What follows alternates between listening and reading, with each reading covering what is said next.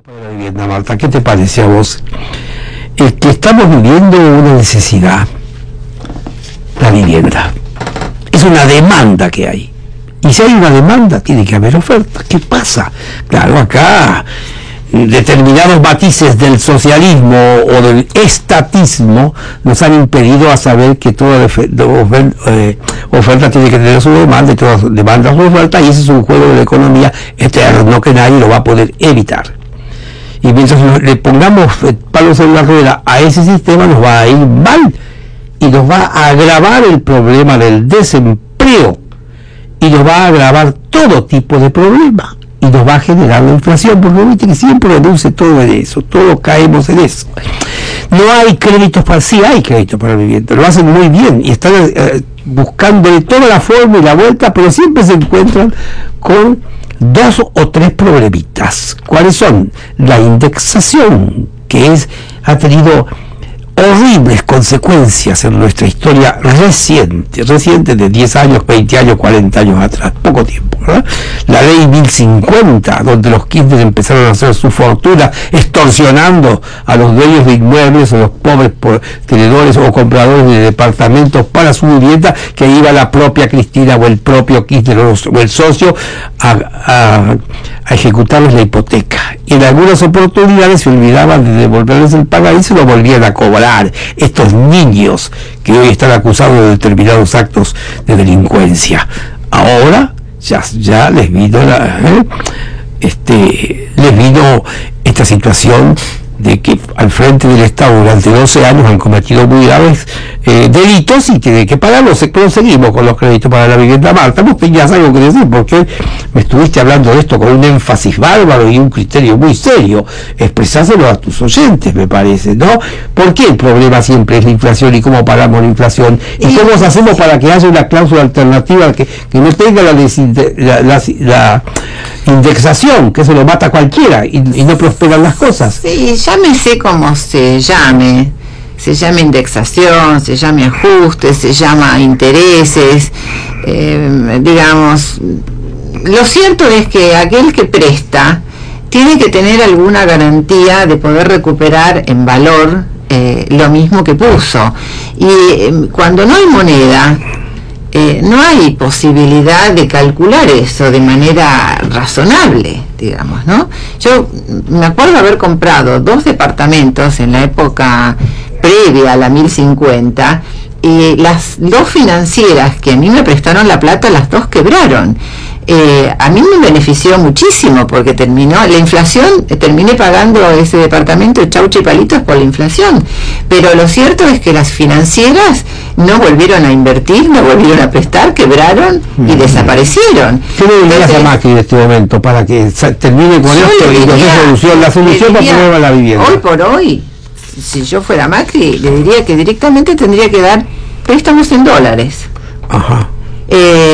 Abrir digamos la posibilidad, los préstamos en dólares, digamos, dejarían de lado el problema de la indexación, porque es lo que vale el dólar con una libre flotación, no con una control del dólar como se hizo en la época de Menem, porque es una bomba de tiempo.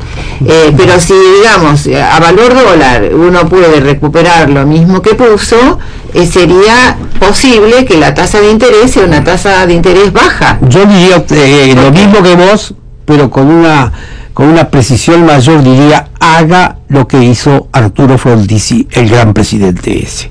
¿Qué fue lo que hizo Frondizi con este problema de la vivienda? Y algo muy sencillo. Primero, empezó el gobierno en el año 58 y tuvo una inflación feroz que vino después de arrastrar 2 gobiernos populistas anteriores a Frondizi, que era el gobierno de Perón desde el 43, pero ojo, Perón todo largo hasta el 55. Y la Revolución Libertadora, que también fue muy populista. Frondizi se aguantó los 2 gobiernos. Entonces, ¿qué hizo? Lo primero que tuvo que hacer él, pensó en una estrategia. Si estamos en mayo del 58, que asumió la presidencia, él se fijó un término que en 2 años tenía que tener absolutamente resuelto el problema del autoabastecimiento del petróleo. Entonces, ¿qué hizo? Llamó al capital privado. para que inviertan en la Argentina en pozos de petróleo, trabajando para YPF. Ni siquiera descuidó el carisma y los antecedentes de YPF. Hizo contratos, pero contratos muy imaginativos, serios y correctos, que dieron un excelente trato, un excelente resultado a pesar de las contras que tenía. El plazo se cumplió. Frondizi a los 2 años había priorizado en el primer lugar, en mayo del 58, en su plan, había priorizado que tenía que tener el autoabastecimiento en noviembre del año 61. ¿Y por qué lo priorizó? Porque hizo todo lo posible para que las primeras inversiones se hicieran para lograr el autoabastecimiento en esa fecha. Lo demás que podía esperar los otros años. Entonces lo hizo y lo logró. ¿Qué fue lo que logró cuando el autoabastecimiento? Que toda esa guita que tenía que poner por la importación de petróleo que llegaba en barcos, igual que los degenerados Kirchner nos condenaron ahora a traer el gas regasificado que nos vuelve loco con la guita que nos saca, esa guita la ponía el empresario privado y él ponía su riesgo y el Estado no tenía que pagar eso, que era YPF.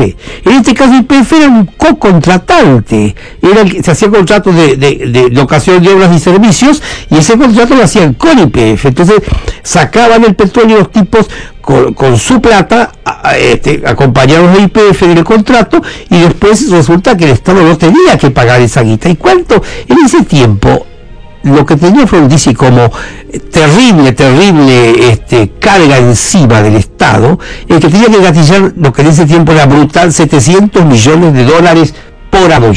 Entonces, ¿qué hizo Frondizi? Hizo invertir la plata suficiente por el capital privado para que el Estado no tuviera que gatillar los $700 millones de importar el petróleo. Se hacía acá, se producía acá, se cumplieron los contratos, se cumplieron los plazos, las licitaciones fueron buenísimas, pero él se tomó un atrevimiento, algo que para cumplir con esa prioridad había que hacer algo heroico, y lo hizo.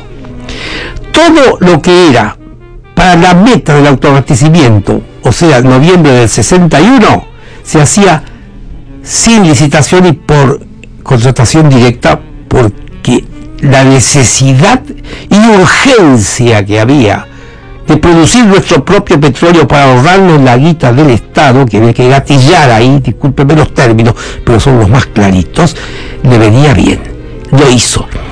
Pero todos los otros sistemas de producción de petróleo acá, ya no, lo que no era urgente, sino que le daban a YPF el petróleo de aquí a mucho tiempo más, en distintos lugares, con un directorio correcto en YPF, porque hasta ese momento era la delegación en un señor delegado del presidente, que era el doctor Arturo Sábato.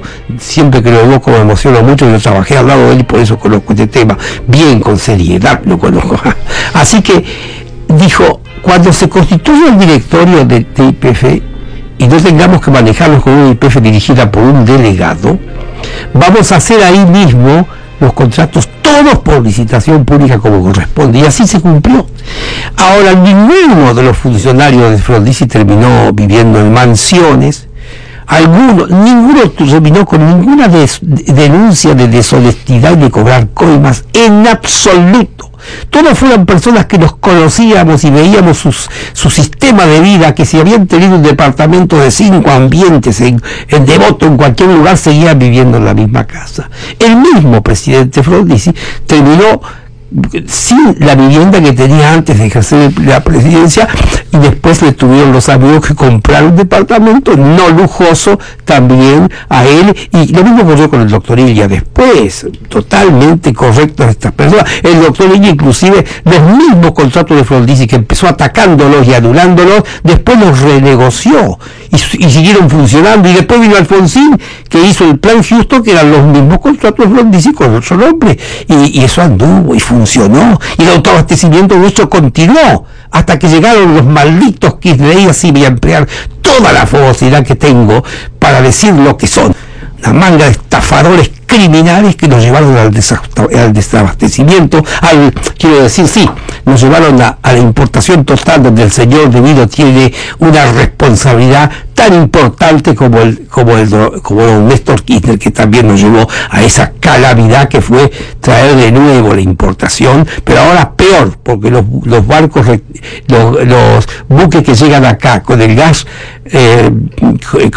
regasificado, nos metieron en un problema muchísimo más grave, porque eso es extremadamente caro, porque no tenemos más remedio que recibirlo, y nos dejan todavía sin poder agrandar la cantidad de empleo que el país requiere y necesita. Si lo tuviéramos, si tuviéramos más compañías aquí en el país que se radicaran para hacer este tipo de contrataciones que nosotros queremos tener ahora. Y ese capital privado es la salvación de Macri y de nosotros.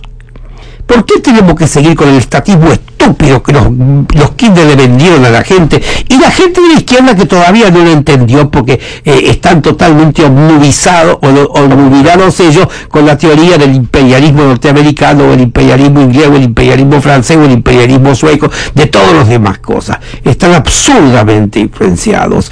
Y tenemos que tener el país nosotros con el desarrollo. ¿Y el desarrollo cómo se logra? Con el capital privado, con las inversiones, y otra cosa más que a muchos no les gusta: el crédito internacional a tasas baratas. Pero el crédito internacional, que yo digo, es todo el crédito de las compañías privadas, y el crédito de los organismos internacionales, llámense Fondo Monetario, Banco Interamericano de Desarrollo, Banco Mundial, todo, y cuanta empresa privada se dedique a eso nos va a llevar al desarrollo, y ahí vamos a tener pleno empleo, y se termina la inflación y nuestros más graves problemas ahí se terminan. ¿Qué hora es vos que la